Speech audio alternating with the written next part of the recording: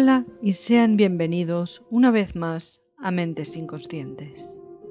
El caso de hoy es un caso que recientemente ha sacudido a toda la sociedad española. Si bien es bastante desconocido por la gran mayoría todavía, aún está pendiente de resolución. Hoy no viajaremos al extranjero, hoy viviremos el horror desde las redes sociales. El terror comenzó cuando aquel simpático abuelito, conocido en su barrio por su carácter afable y sus historias de juventud, decidió abrirse una cuenta en TikTok. Lo que parecía una inocente incursión en el mundo digital, pronto se transformaría en una ventana hacia su pasado más oscuro. Estamos hablando de José Jurado Montilla, conocido como Dinamita Montilla o el Titi. No era un usuario cualquiera. Tras décadas de silencio y una condena que lo había marcado como uno de los homicidas más notorios de los años 80, su regreso a la esfera pública despertó viejos fantasmas. En sus vídeos, entre bromas y gestos teatrales, se filtraban rasgos y rastros de una mente acostumbrada a la manipulación y al exhibicionismo. Lo que comenzó como un mero entretenimiento se convirtió poco a poco en una pista clave para los investigadores.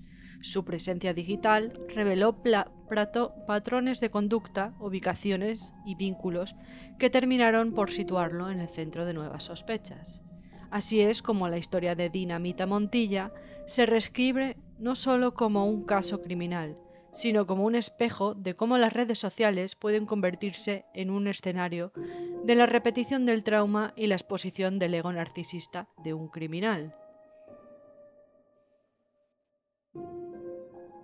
Pero empecemos por el principio. José Jurado Dinamita Montilla nació en 1962 en Córdoba, España, en un entorno marcado por la precariedad y la violencia cotidiana. Desde muy joven ya mostraba una tendencia a la confrontación y una necesidad constante de demostrar su poder, rasgos que suelen asociarse con una estructura de personalidad antisocial. Su apodo, Dinamita, no era casual, evocaba tanto su temperamento explosivo como su capacidad para desatar el caos. Durante los años 80, su nombre comenzó a resonar en los medios por una serie de homicidios que estremecieron Andalucía. Las víctimas compartían un patrón. Eran personas vulnerables o con las que Montilla mantenía algún tipo de relación de dominio. Este detalle revela un componente depredador, donde el crimen no solo satisface una pulsión violenta, sino también una necesidad de reafirmar control y superioridad. Montilla fue condenado por varios asesinatos y acumuló una pena de más de 120 años de prisión, aunque salió en libertad en el 2013 tras la aplicación de la doctrina Parot. Su liberación marcó el inicio de una segunda etapa, el criminal convertido en figura pública. Fue así como entre 2022 y 2023 su nombre volvió a aparecer vinculado a dos muertes recientes, la de David, un joven de 21 años, y la desaparición de Esther Estepa, de 42, casos en los que las pruebas forenses y rastros digitales en redes sociales lo situaron nuevamente en el foco. Desde el punto de vista psicológico, esta reincidencia sugiere una estructura de personalidad rígida y egocéntrica, incapaz de integrar la experiencia penitenciaria como aprendizaje. En lugar de arrepentirse, se observa una reafirmación narcisista, el deseo de volver a ser el protagonista, incluso a través del crimen. Su incursión en TikTok fue el detonante de una nueva forma de terror. Bajo la apariencia de un abuelito simpático, Montilla comenzó a publicar vídeos donde mezclaba humor con alusiones veladas a su pasado criminal. Esta conducta encaja con el exhibicionismo digital, una estrategia de manipulación emocional que busca atención y validación social. En psicología criminal, este tipo de exposición puede interpretarse como una repetición del trauma, donde el sujeto revive su historia violenta para mantener el control sobre el relato y sobre la percepción pública. El terror entonces ya no proviene solo de sus actos pasados, sino de su capacidad para convertir el crimen en un espectáculo, borrando las fronteras entre la memoria y la provocación. Y es así como tenemos que llegar al caso de David, en agosto de 2022. El suceso. David era un estudiante de 21 años que fue hallado muerto en una finca familiar en los Montes de Málaga. Murió tras recibir disparos.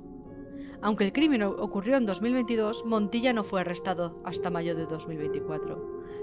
La clave fue el hallazgo de su ADN en la cremallera de la mochila de la víctima.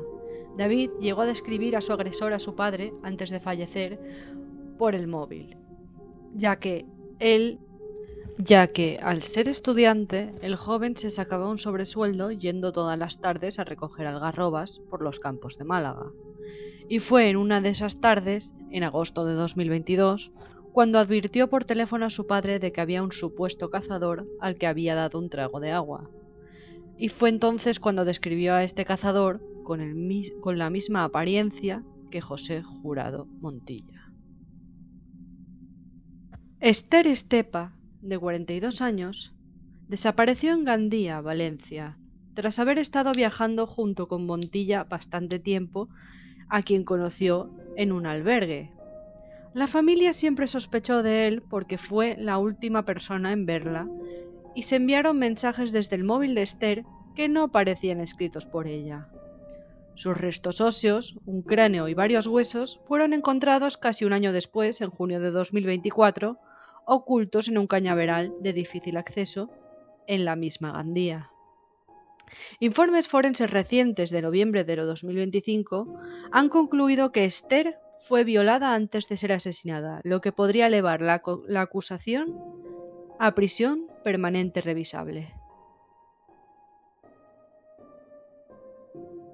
Ahora hablaremos un poco del perfil psicológico de este señor.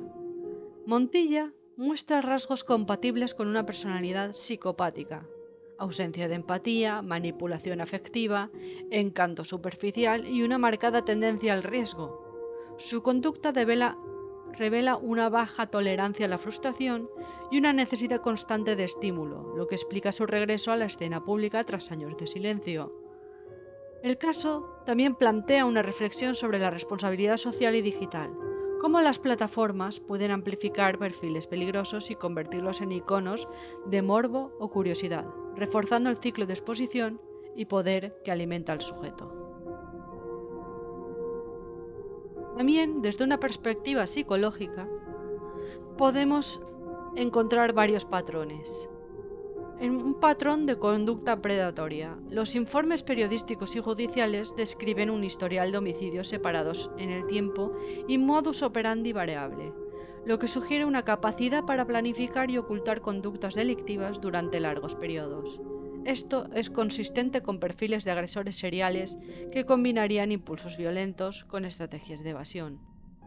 También hay rasgos de personalidad muy relevantes. La conducta pública en redes, crear una identidad del viajero, relatar su vida, mostrarse vulnerable o afectado, puede interpretarse como exhibicionismo y manipulación narrativa, herramientas que utilizaría para normalizar su figura y, en algunos casos, acercarse a víctimas potenciales.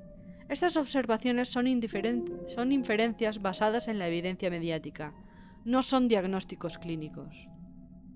También está la reincidencia y los factores de riesgo.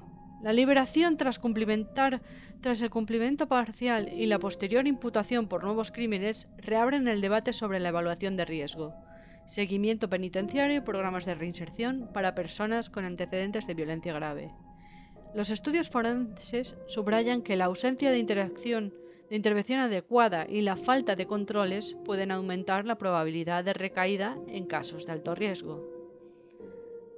Gracias a la huella digital en redes sociales como TikTok y la prueba de ADN, fueron elementales y clave en la investigación y en la detención de Dinamita Montilla, mostrando cómo la era digital facilita tanto la exposición del agresor como la recolección de pruebas por parte de la policía.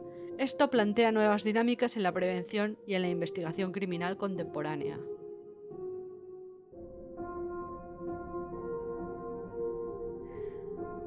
Desde una óptica psicológica y criminológica, Dinamita Montilla ejemplifica la interacción entre rasgos individuales, posible conducta antisocial o depredadora, fallos y cambios institucionales y la nueva realidad forense y mediática. Cualquier valoración clínica definitiva requerirá de un peritaje forense. Mientras tanto, el caso subraya la importancia de mejorar la evaluación del riesgo, supervisión post-liberación y el uso responsable de pruebas digitales en la investigación. Existen personas que no tienen posibilidad de reinsertarse en la sociedad y Dinamita Montilla es una persona de este tipo. Un serial killer, el TikTok killer, un asesino serial.